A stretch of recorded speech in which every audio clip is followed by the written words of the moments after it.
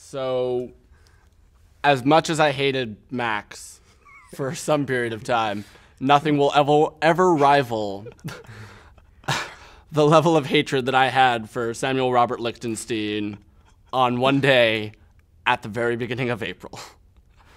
So I'll let you tell the actual story of what was going on after I tell you what my perception was. The quick version.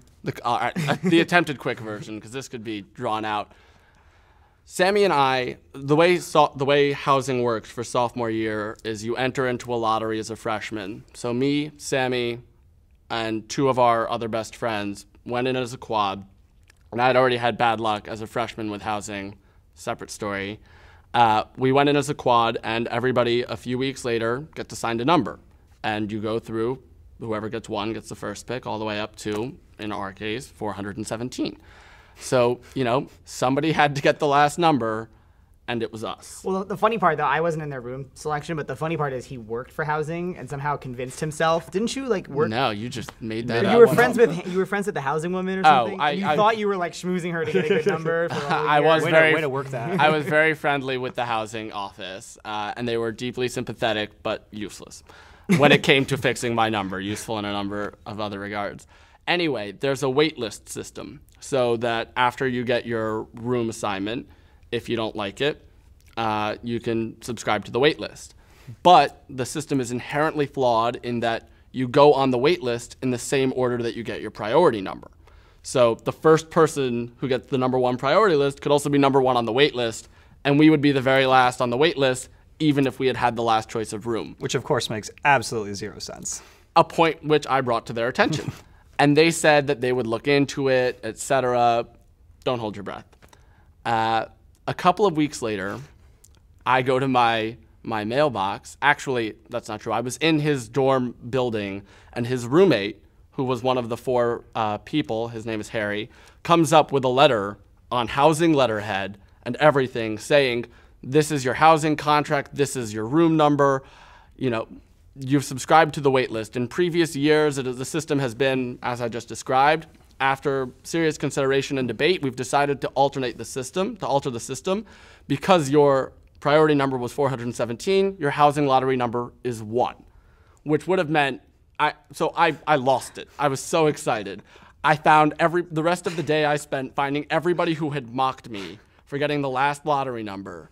Probably. And I probably including Max. And I taunted them. I held the letter in their face. I laughed. People to this day tell me they've never seen anyone as excited as I was. But basically, he and Lee, who was the other half, got a housing waitlist number of 200 and something, and me and Harry got 1.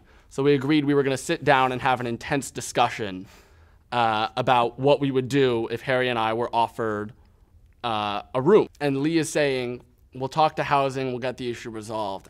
Harry says, you could talk to housing, or you could talk to these people. Opens the door, and the entire dorm unit, the entire building, everybody who's in there, comes in screaming, April Fools! At which point, I kicked over the trash can, walked out, and didn't talk to them for 3 days. So I had to get Josh back for a prank that he had pulled on me earlier in the year. Which we'll leave off recording. Definitely. However, I was looking all year for an opportunity, and I knew that Josh, exactly as he described, would be so excited, and would shove it in everybody's face all day. So I knew that I needed to take advantage of this opportunity. So I spent, and I probably shouldn't say this on camera, I spent a good 2 days not doing absolutely any work at Hopkins. But in fact, I worked probably the hardest I've ever done at Hopkins during this time.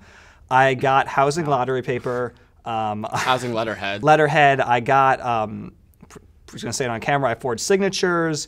I got the mailroom clerk to leave multiple letters around Josh's mailbox so it looked like other people had gotten these same letters.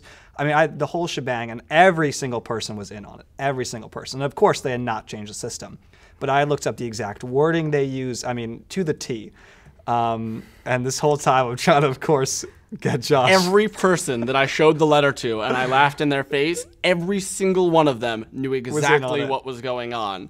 And they just held it in. Yep. And they let me enjoy it for the entire day until they broke my freshman tiny little heart.